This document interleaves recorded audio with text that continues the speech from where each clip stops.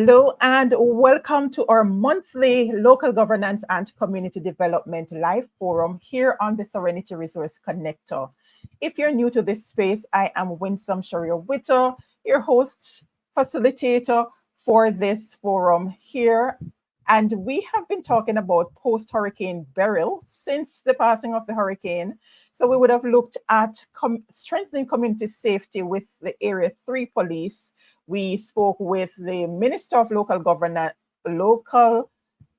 of Local Government and Social Security, our very own Minister Pernell Charles Jr., sharing with us some of the initiatives, programs that are on the way to address those who were devastated by the hurricane. We also had our representative from Heart Region 6 sharing with us on some opportunities for our young people to keep them engaged, not just throughout the summer, but all year round in terms of the skill building programs that they have. And for this forum, or partnership with the Clarendon Municipal Corporation, we are looking at rebuilding together. So it's governance and community development post-Hurricane Beryl. All right, and I see we have Stephen Leo here with us. Thank you, Steve, for tuning in from our business community there in Maypen. And for the others that are on live, I can see that you're on. You can say hello and share where you're connecting from, your community, or just say hi in the comments. All right, so we keep it very interactive, but we have a lot to go through. So we are going to be bringing on now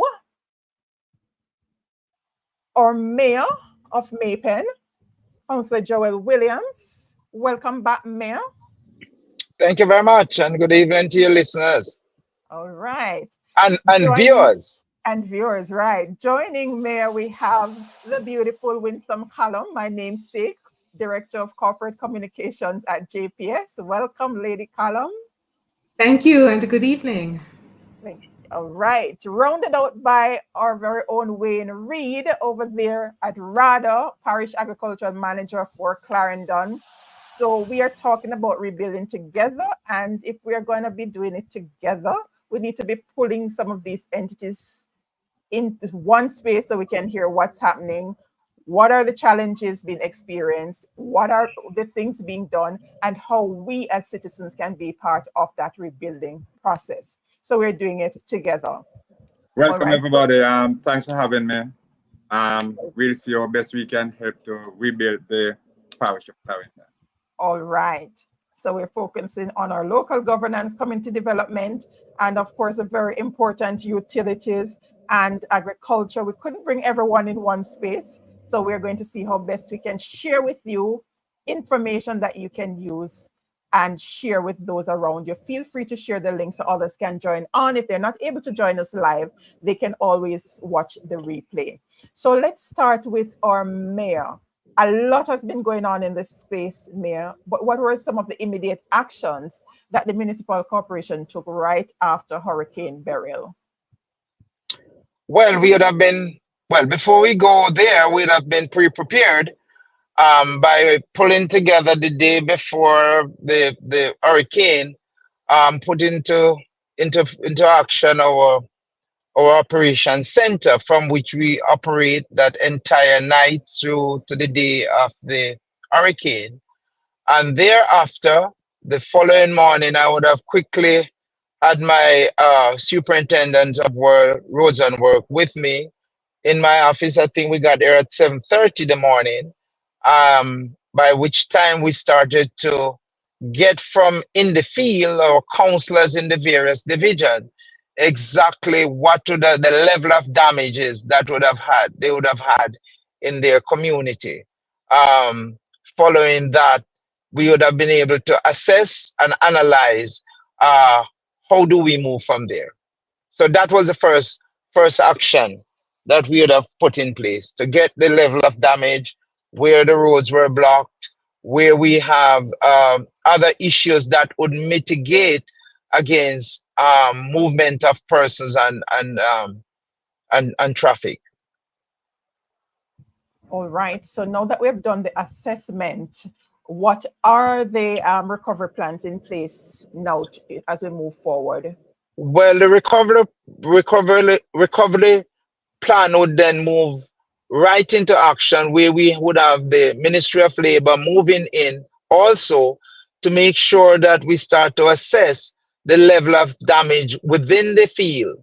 As you would have known, Portland Cottage and Rocky Point, the southern belt would have been hit harder than most of the other section of the parish. So we move into that area. You start to persons were in shelter. We have to find them food. We have to get them water.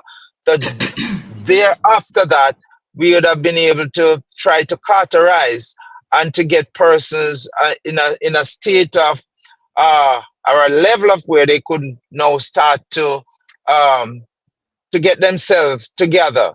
I mean, right after the hurricane, it would have been a shock for many of the residents, the children who would have been experiencing that for the first time. You have no light, very little water. So we have to start removing into those spaces the food, the water, and all the other necessities that could keep them going. All right. And I know a number of individuals have gotten involved, both, not just in the parish, but from outside of parish, from the Outside of diaspora. parish. Right. Indeed. A lot of support been coming in. But what can residents on the ground do to assist in the rebuilding process? Because we all Well, have a number of residents within their own space, within those space, who even though themselves were suffering, they went to give a helping hand to their neighbors. And I must say a very, very big thank you to Jamaica, persons within the parish, outside of the parish, who rallied to the cause. I want to single out within the parish our custos, who have done a tremendous job. And all the other persons, the Steve and the little man at their community level, who even lend a helping hand to their neighbors. It's not cannot be understated how much they have played an integral part to make sure that the situation that we were facing could be a little bit more comfortable for those who were suffering.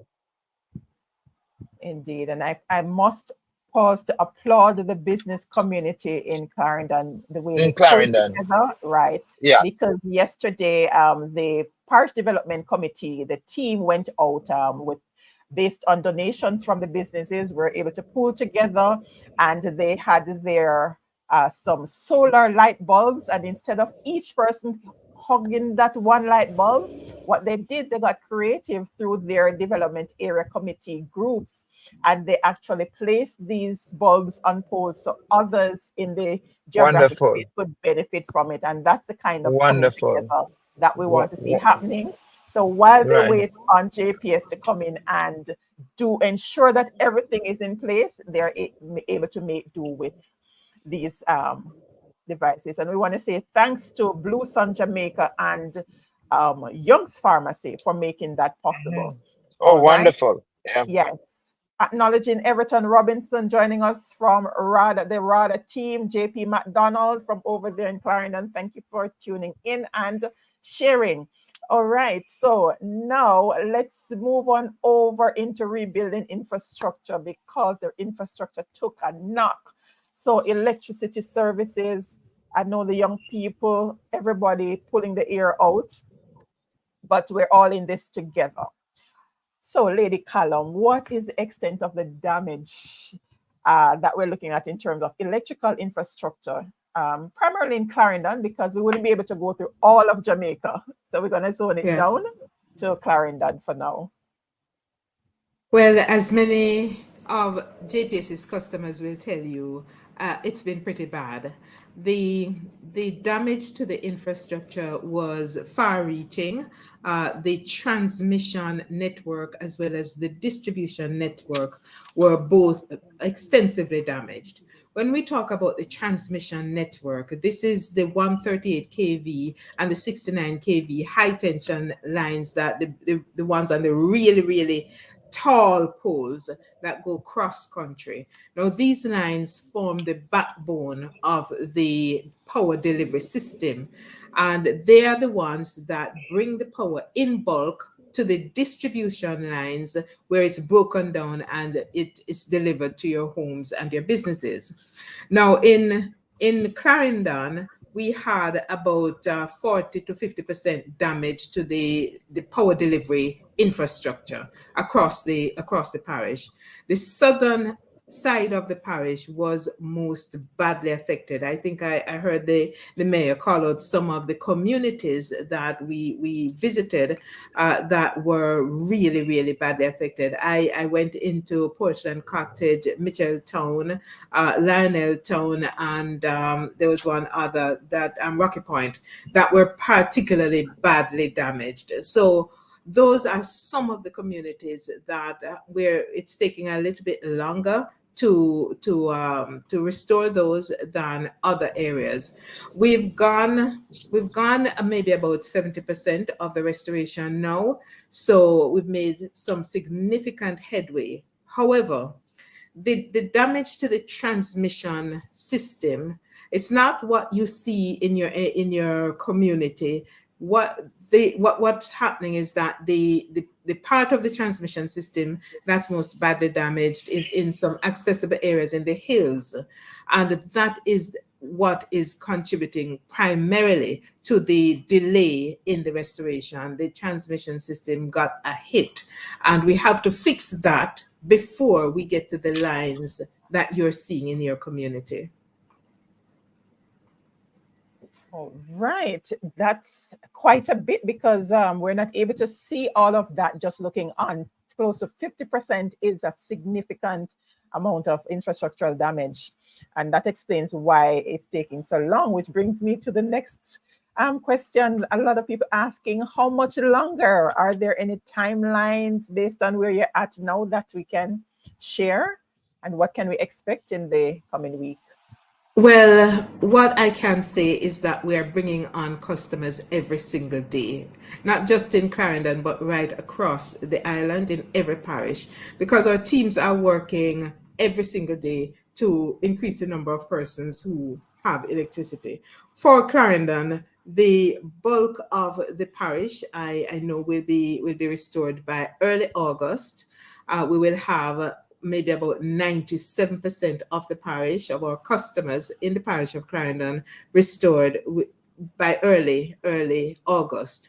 I say 97% because there are some areas that will take a while longer to rebuild. There's damage not just to JPS infrastructure, but to roadways, bridges, and this could compromise our ability to get the service back to our customers. I've been advised that one particularly difficult area that we've started work in, we're continuing to work in, this is the alley to Banks area, that stretch there. There was quite a bit of damage there, and that is taking a bit longer than we had anticipated. I think we had about 20 broken poles and some other infrastructure damage along that stretch, and that's taking a while longer. So the southern part of the parish of Clarendon is going to be taking a bit longer than the rest of the parish. Okay, and I see here Councillor Trevor Gordon saying that 50% of Spalding Division have no electricity. That's over 19 communities. So in addition to the south, we still have a number of areas in the northern, that section there, east. Well, my geography not working with me right now, but yes, all right, so Spaldings is Manchester, Clarendon, that section of the parish there. Yes, so, and you're correct. Yes. If we have a list of areas that we're working in each day, and you will see those communities also listed. So we publish the list. It's on our website and it's on our social media platforms, the communities in which we're working over a 3-day period. And over those 3 days, we will be bringing on sections of those communities. We can't say 100% of the community will be restored on any given day, because when you're in the field and you encounter the damage and the extent of the repair, sometimes it's longer than you had anticipated, given what you find on the ground. Sometimes it's faster, but in some cases it's longer. And it is frustrating, not just for the residents, we understand, but it's also frustrating for our linemen, the people who are out there night and day. Some of them, even at home, they don't have electricity. So it is something that, believe me, we are doing our very best, because we know what it means to be without electricity. And Madam Chair, Madam Host, if I may say that Councillor Gordon, I happened to saw a list from him today. He has over 19 communities within that sprawling area which are without electricity. Right, that's what he's sharing here. 19, yeah. Yeah, so that's a significant portion of. Significant portion. Right. So yes. I can imagine Councillor Gordon getting calls upon calls daily, but yes. we're getting there. All right. It would be good if you could share those communities with me so I can corroborate, because I have a list here of a lot of communities that we're working in over the next 3 days. So let me see if some of his communities are listed on our list. Baileystown, Tapalston, Morgan's Road, Santa Hill, Bootown, Knox Road, Spalding Hill, Bullocks, Cowpan, Black Street. All right, we're going to have to send the list. So yes, I will. Okay, I will. Right, you can send it over to me and I'll forward it to Lady Callum for you. Certainly. Thank you. Thanks. Okay. All right, fantastic. So we're very early days yet into the hurricane season, and with all this infrastructural damage, while we're doing the restoration, rebuilding, what mechanisms, if any, can JPS put in place at this point to mitigate somewhat against a recurrence of this nature? Okay, that's an excellent question. The JPS network, power delivery network, is built to withstand a Category 3 hurricane. Now, the areas of the island that were most badly impacted felt the impact of the Category 4 Hurricane Beryl that came at us with wind speeds of over 140 miles per hour. Now, that's pretty bad. We did not get a direct hit across the island, but those parishes, Manchester, St. Elizabeth, and Clarendon, and sections of Hanover, really suffered some damage. What has JPS done, and what are we doing to increase the resilience, improve the resilience of the grid?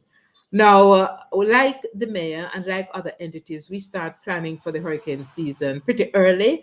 And among the things that we do is what we call structural integrity, to strengthen poles, retention lines, to make sure that they're as they ought to be in terms of the capacity to withstand the hurricane. We also do vegetation management. There are a number of things that we do as the hurricane season approaches.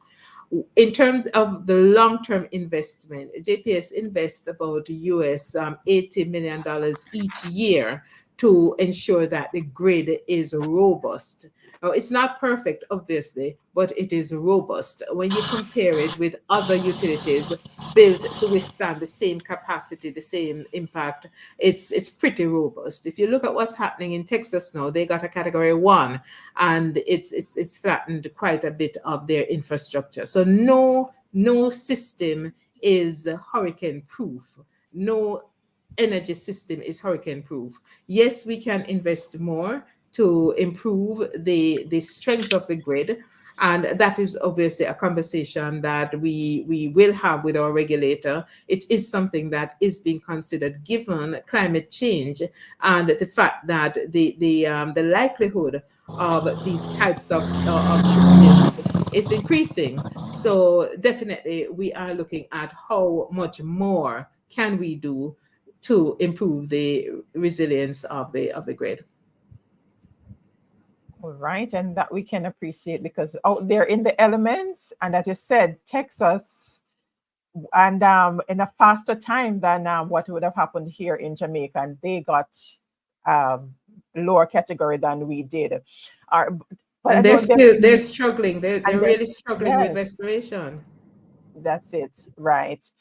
So, what are some of the biggest challenges your team have faced out there in the restoration process? I know it's many, but what are the top three? Yes.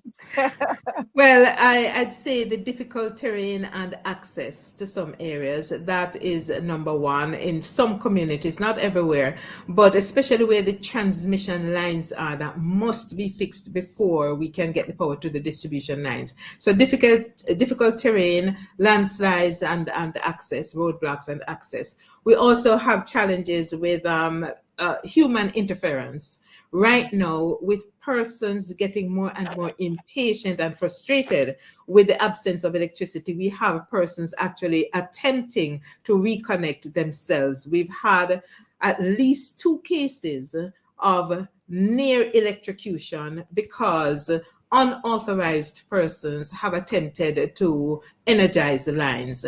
And this has what happens is that they're energizing a segment of the grid that has not been repaired. So they create a situation where there are live wires and the wires are not repaired. So they're posing a threat to life and property. We've had animals being killed, electrocuted because of this unauthorized access. So that's one of our biggest challenges. Another challenge which we face is the protest, of residents. We understand, but when you stone our contractors, or you mount a roadblock because you want the power now, it's actually not helping. It's slowing down the process. We've encountered that in several communities. It actually is scary for our workers because of the tension and potential violence. And so you understand, we are, as a responsible company, we can't really expose our workers in situations like this. So this is something that has come up in the past week or so, and we understand the frustration. We know what it's like to be without electricity, but we're doing our very best. Just trust us, exercise a little bit more patience. We are coming into the communities, we are restoring the power. So within days, within a couple of weeks, we know it doesn't sound right, but we are getting the power back to you. Right. And we did get some help from our neighboring partners in the Caribbean. I saw something about that today where we had some help coming in.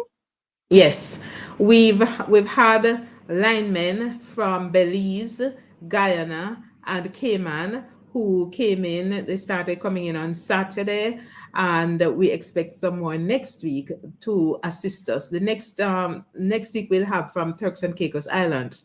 So far we will have on the ground linemen from 4 Caribbean countries working alongside our own linemen and contractors to help to expedite the restoration in the parishes that are most badly hit, as well as in the other parishes where you have pockets that are still unrestored. Okay. Awesome. All right. So Councillor Gordon is saying if we could just get an update on where they will be working the division would be helpful. All right. So we need to be sharing the list. The lists are shared in a number of groups. So what we'll do is ensure it's shared. We'll get Yes, the link. Mayor, what we can do is share with the councillors that link to the JPS WhatsApp channel. It shares the updates daily so they can get up-to-date information on where the team will be working in the parish. All that's right. right. And tomorrow morning we will be sharing the parishes, the communities in which we will be working over the next 3 days between the 26th and the 28th. So that will be shared on our website and on our WhatsApp and social media platforms. All right. So we have Mario Mitchell joining us here. Says Banana Ground, Belfield Division. That's Banana Ground and Top Coffee Grove in Manchester, but they get sourced from Clarendon. Okay, I'm making a note of that. It's not possible for me to give you the schedule now. Right. It's a very, very long schedule with a lot of communities. So we'll be sharing that online. All right.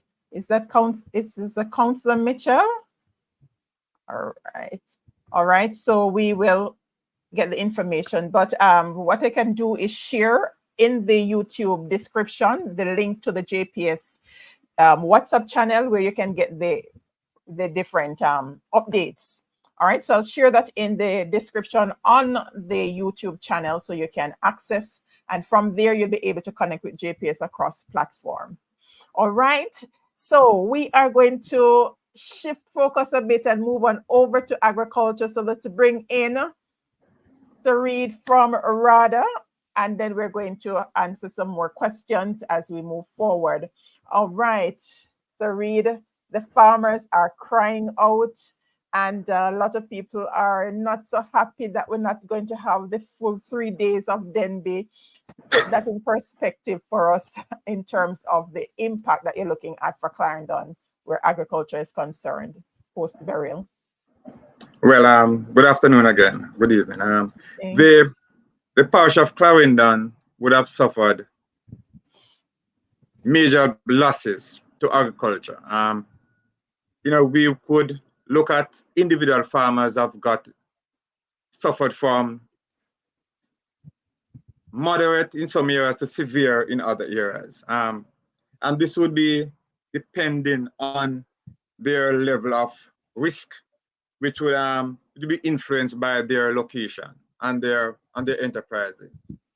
So we see that on the plains, where farmers would have suffered from flooding, and when we look at the hills, we have farmers suffering from land slippage and also wind damage. This covers both livestock and crop farmers. Although the farmers would have been through these type of events before, one key here to make note of, we have been just coming out of a long drought, and farmers would have utilized up most of their reserves to try and rehabilitate their fields.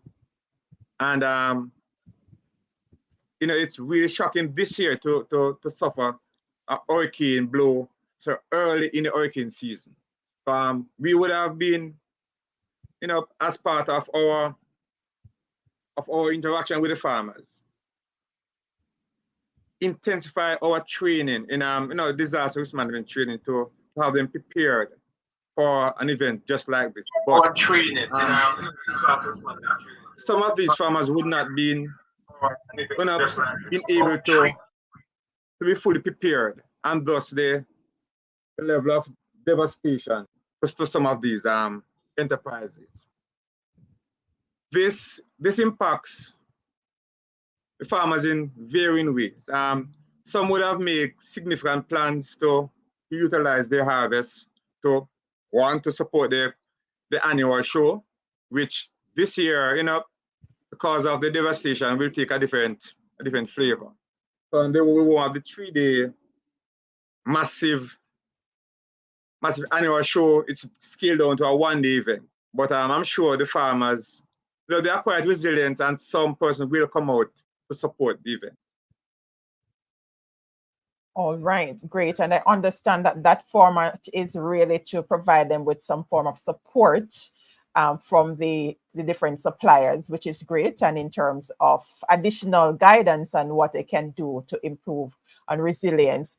But what immediate assistance, if any, have been provided to the farmers since the hurricane, and in terms of any long-term recovery plan that RADA has in place? Anything on that to share to help them recover?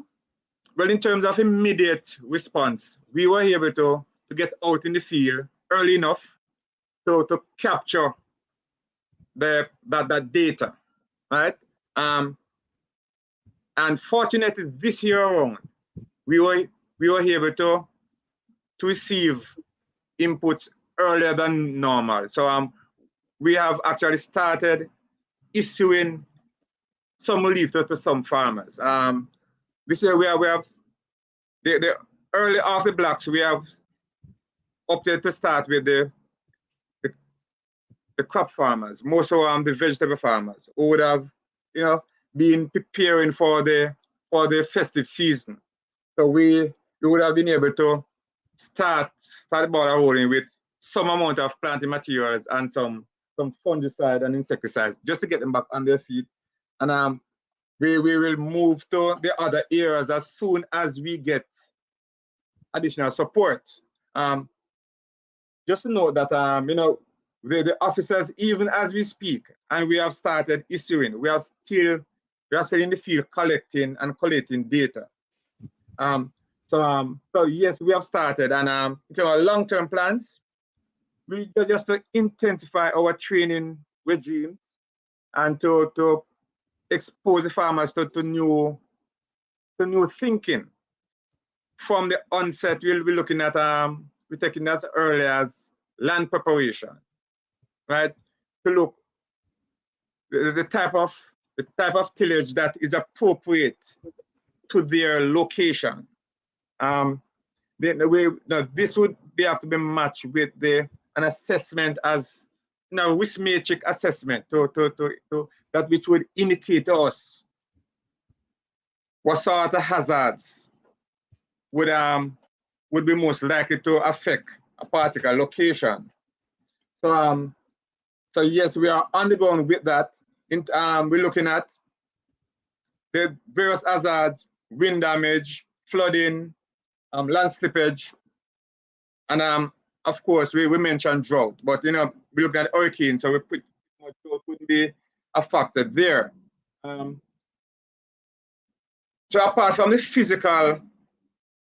physical damage in terms of loss of enterprise, some farmers would have also lost homes, and and that too would have caused some amount of anxiety and some amount of depression. So even though we are engaged in the farming aspect of things, we are also finding ourselves to assist in motivations, just to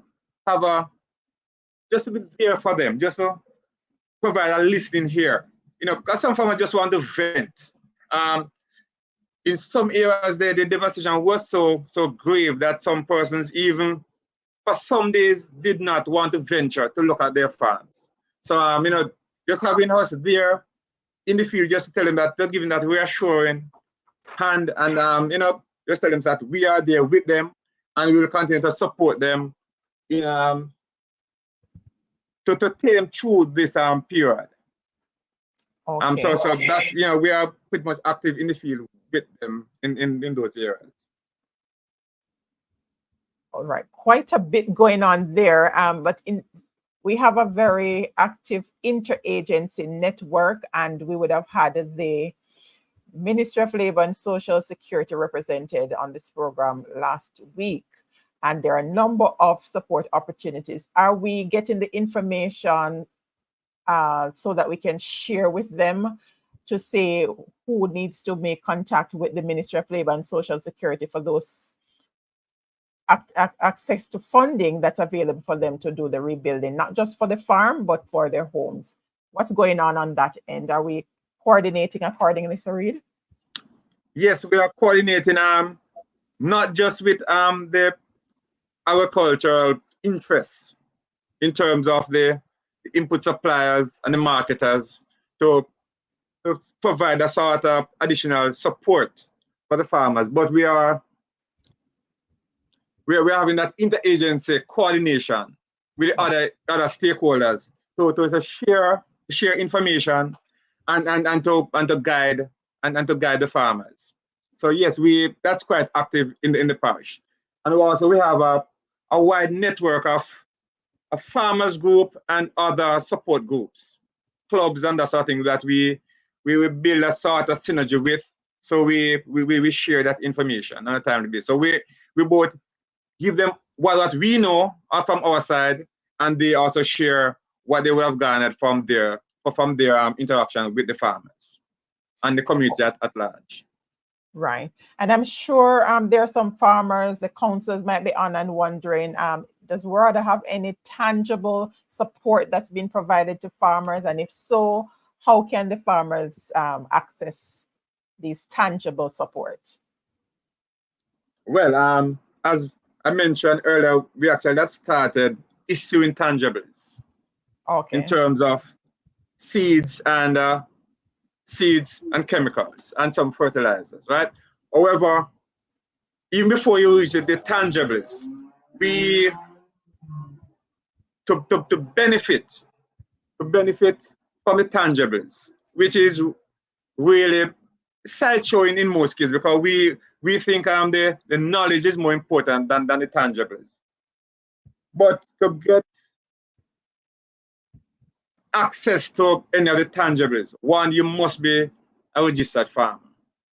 So we encourage the farmers to get on board. Currently, we are looking at over 33,000 registered farmers in Clarendon, which is out of 230,000 to 240,000 nationally. So we have a big chunk of the farmers registry. So for the persons who would have not been registered before, though, it's a simple process, and it don't take a long time. So even if you would have suffered losses and you have not been registered before, you can spare a few minutes to get on board. And so long as the officer is able to, the extension officer that is able to verify your information, then you at that point you're a registered farmer. And the officers would have different means of getting that sort of information as to the credibility of your information. We have different linkages or different stakeholders that we align ourselves with in the communities, and they will help to share with us how to bring out that sort of informed data that we can say, yes, this person is credible. So yes, so we have that sort of linkage. All right. Sounds like we are getting there, because we're talking about rebuilding, and we can't rebuild by ourselves. It must be together. And so that's why it's important for us to keep the conversation going. All right. So let's zone in back over to Mayor, Governance and Community Development, building back better. Yes, we're rebuilding. Lady Callum would have shared what it is that JPS is doing in order to beef up as much as they can, so that we can move forward stable. But Mayor, in your view, what are the most critical steps that we need to take to ensure that the community not just recover, but recover better and more resilient? What are we looking at? It is going to be very important that the local authority, which is the municipal corporations, it's going to be very important that we look at how people will or intend to rebuild. Government will have to play a very integral role in that. It cannot be that we give them we leave them with that opportunity on their own to just build anyhow. We would have seen what would have happened on the 3rd of this month. As it relates to our building stock, which is very, very woefully wanting. The way we construct houses will have to change if we're going to build back stronger. So the authority will now have to play a role. I do understand, because a little man who is living way out in the hills of, say, up in the hills of Clarendon who want to put a little roof over his head. He's going to go to the hardware. He's going to get a couple sheet of plywood, a couple sheet of zinc, and he's just going to put it together to make sure he has a shelter over his head. But it's going to be much more than that. We're going to have to educate persons or people how, even if you're going to do that, it must be done in such a way that it has some resilience. If it doesn't, then we are going to be back at square one, possibly every time there's an hurricane, a hurricane or a storm. So we have to look at that in a very critical way and see government will have to put something in place, even in this process now of rebuilding. It cannot be just the nail and the zinc, and you drive the nail through the zinc. It must be, if you're even going to do that without a formal structure, you must have the hurricane strap that is going to make sure that you have some resilience if that comes if that hurricane comes again. So these are some of the things we have to look at, how we are going to do it, or we are going to get the populace educated in such a way that they understand that if we continue in the old-fashioned way, then we're going to be back where we are at right now. So we have to take some strong measures. We have to educate so that people can understand that this is something we have to do for long-term resilience. All right, so we're talking about rebuilding together. All right, so each have a role to play, and we have in the local and if I may say, one moment, Mayor, before you complete your thought. In the local governance and community development playlist, there is a segment there that tells you about the building permits and some of the things that you ought to pay attention to while you're doing your building and how the process works. So you can check that out and share it so others can become aware. That's how we can start as citizens, sharing the information. Go right ahead, Mayor. No, I was just about to say that in doing so, each of us, if my neighbor see me building without doing the correct thing, because that's how we're going to work together, then that should be pointed out. And so we get the thing done the right way, so that, as I said, we build back the community stronger and better. That's right. All right. So we're talking about building back stronger and better. So what are some practical ways residents can help to support each other during the rebuilding phase? Let's take Lady Callum from the electricity aspect. What can the residents do? We shared about persons getting their solar light bulbs. Instead of putting it in their yard, they put it somewhere central where others can benefit. What other practical ways they can support each other?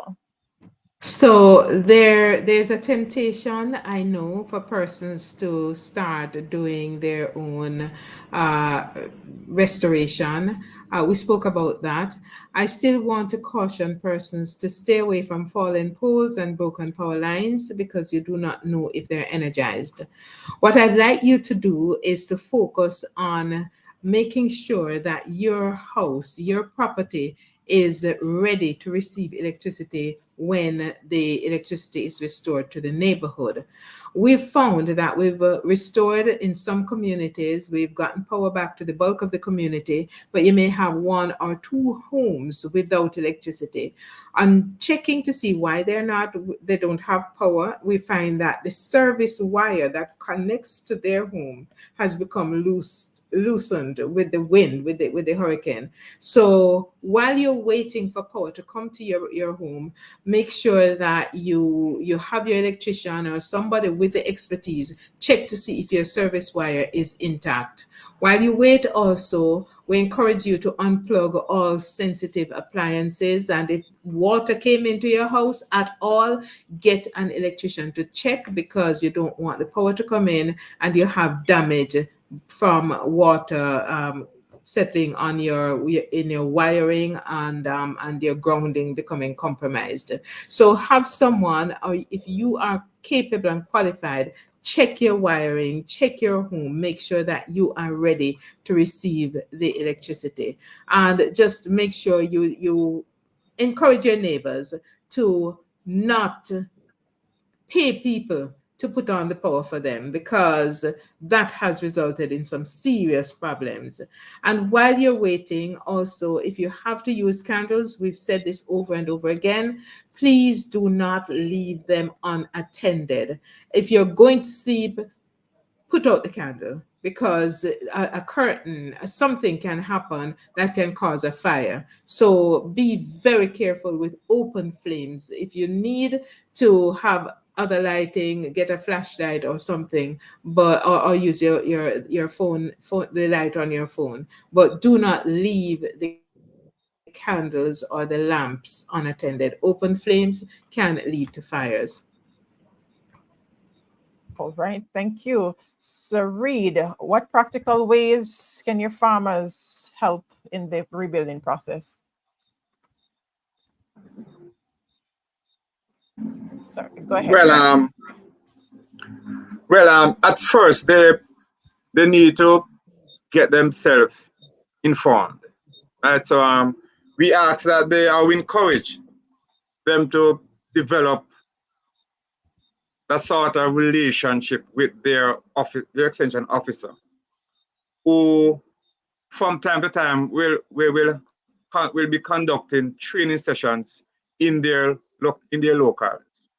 And therefore we would want them also to participate in those sessions where information is shared. And outside of the officers, they have other stakeholders too, who from time to time have these sessions and impart this knowledge. Some of the sessions, as we are doing now, is being done via the internet, or you hear some on the radio. So we ask them to be a part of that community, trying to align themselves to a group, so that they can be informed of what is happening, and also to the best practices. Through these sessions, we will help to guide them as to what is expected. You'll be hearing about on the expectant in terms of how active the hurricane season is expected to be, and that will help them to give them an indication as to the level of risk that each enterprise will offer, and therefore it will guide their decision making as to what they do and when they do it, right? So we ask them to be a part of that network that they can benefit as to and be informed into their decision making, because as we know, if money spent can't be recovered unless it is invested, and therefore if they would have lost from a particular enterprise, sometime it is so devastating that they will want to think about coming out of the sector. But but this is not our experience. In terms of the farmers are quite resilient, and even though they would have lost time and time again, they are still active. We have found we found out that in as early as a few days after the disaster, and you go out to see, to observe what would have taken place. We found that in some areas the farmers would have just have the losses, and as soon as they are given an opportunity to go back in the field, they are out there resuscitating, and planning ahead, for the new crop. Okay. So that's our experience out there, and we encourage farmers to be a part of our network, so they can be informed as to empower themselves to make proper decisions going forward. All right. And as you mentioned, be a part of your network. How do they become a part of the network share a number where exactly they reach out to access that information so they stay connected? Okay. RADA, RADA as an head office is in Hope Gardens, but each parish, like Clarendon, as a parish office. We are at 2 Georgia Street, Denby. Right? We are between the Denby Showground and the hospital. So we are right there. So persons who would have been coming to the Denby Cultural Show, we are just next door. Our office numbers are 986 21 23 and 24. There we also have a cell line, digital cell line, and that can be used also for WhatsApp communications. 848, 484 60 46. And and our officers' numbers are publicized, but mine for those who want to maybe contact me straight, 384 20 95. All right, so that's 384 2095. No, sorry, 2075. Sorry, 2075. So Mr. Wayne Reid's number is 384 2075. 2075. All right, got to get that recorded correctly for the blog. All right, Lady Callum, what resources or contacts would you recommend for people looking for more information or assistance as it relates to the restoration process? So we have on our website a space that allows you to enter the name of your community if you do not see your community listed on the areas in which we're working. You can click on a link and just add the name of your community. So the website is jpsco.com. So it's www.jpsco.com. We also are facilitating that kind of feedback on our social media platforms. So you can find us on Facebook, on Instagram, on X at MyJPS Online, at MyJPS Online. And so you can give us that information also online. And if you want to call, please call us at 888-225-5577 or 888-935-5577. The 935-5577 is better for persons using the Digicel platform, and the 225-5577 is better for persons using Flow telephones. So you can get us online, and we also have a WhatsApp channel that you can link. You can, once you go on the website or on our social media platforms, you can get the link to our WhatsApp channel. You can just search for it, and you can get information there. You can't give information there, but we update it regularly with new information, so you can get where we're working over. You can get a bit of the schedule, which is, I think, the most important thing, so you have a sense of when we're coming into your community. All right, fantastic.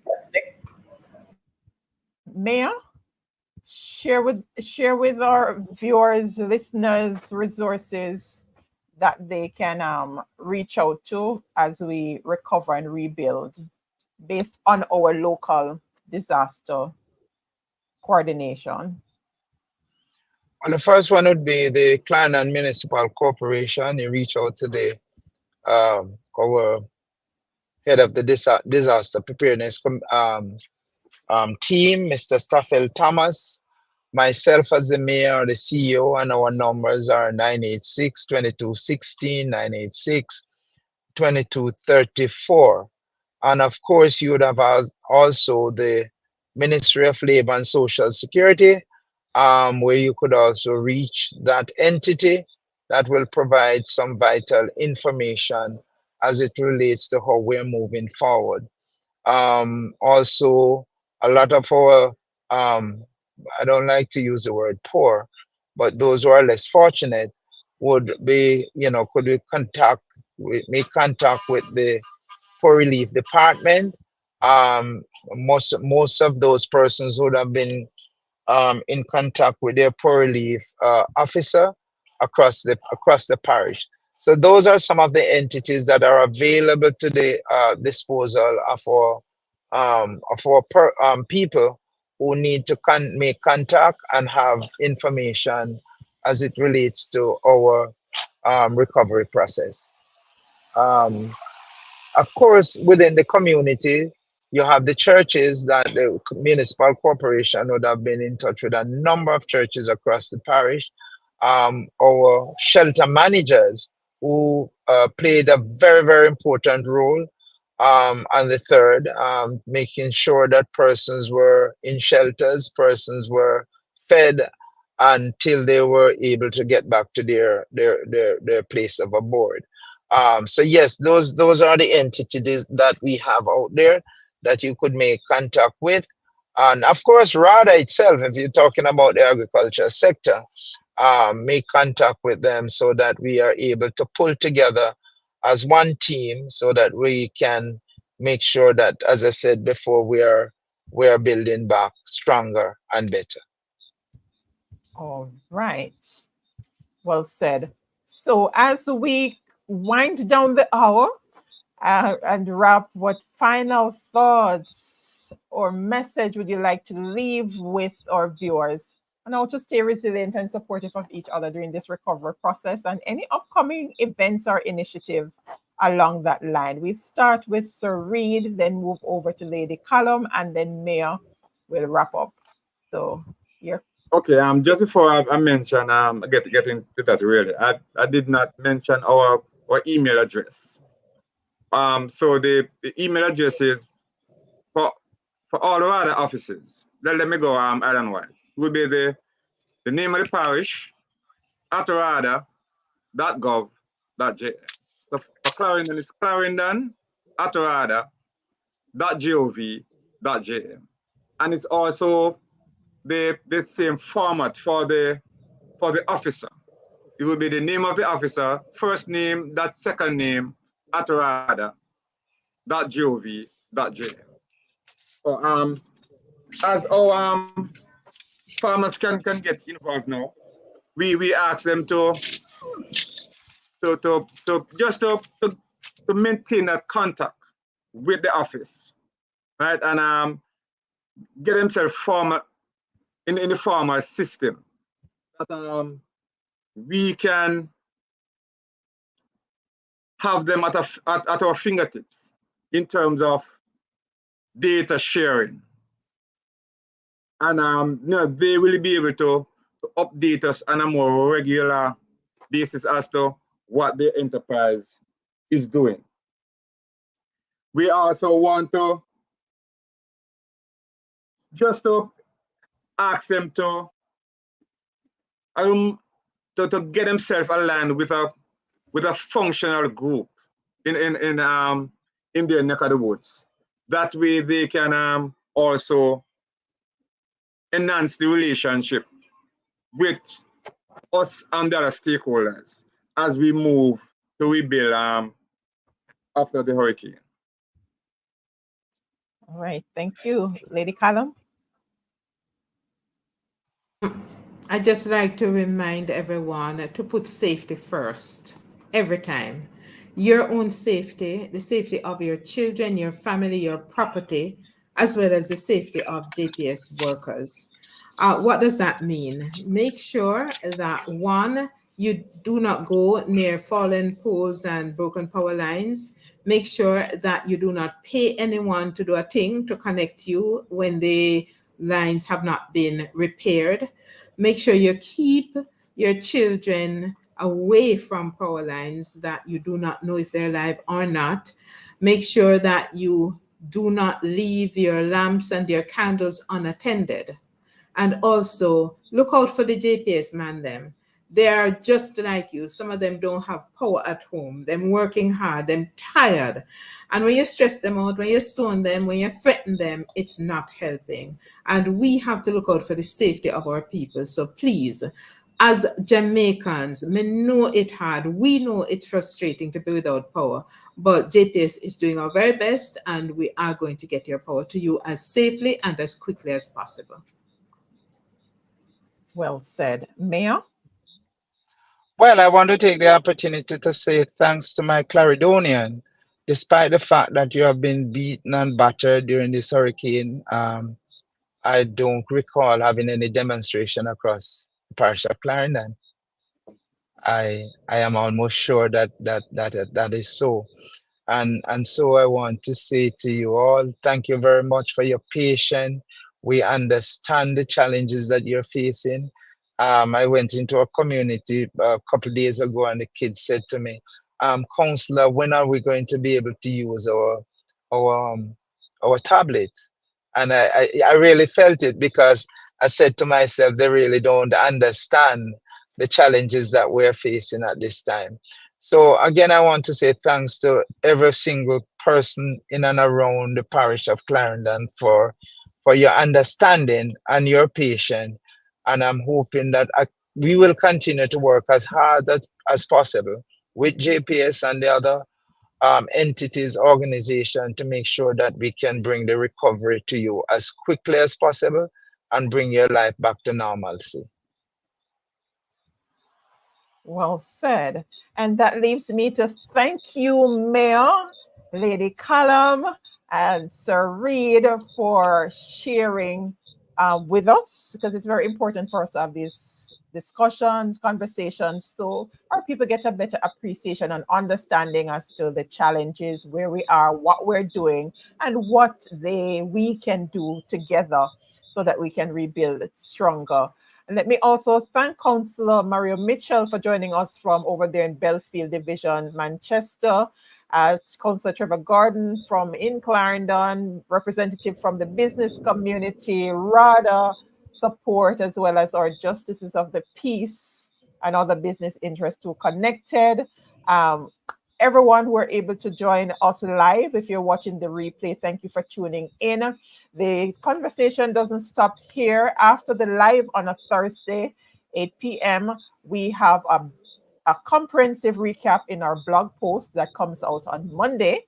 So you want to go over to serenityresourceconnector.com and subscribe to receive the blog post so you don't miss a thing. And you share that, maybe a 3 to 4 minutes, 5 minutes read, highlighting the key points, the key resources that are shared here in one bite size. So we condense the 1 hour for you, so you can get a resource at your fingertip. You can share with others. Something might come up and you're wondering, oh, where can I get this information? Serenity Resource Connector. It's all there. There's a section for culture. So if you're looking for anything culture, whether you're in Jamaica or in the diaspora, if you're looking for safety and security, you have a list there. If you're looking for community, anything community-based, as I said, we had the Minister of Labor and Social Security on heart. We have a host of resources there related to community-based organizations,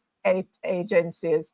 We have the local governance and community development segment, where we bring in not just the municipal corporation, but other entities, as you're seeing here, RADA, JPS. We had the health team from in Clarendon addressing. We pulled them all together before the hurricane to share what was happening in terms of preparation.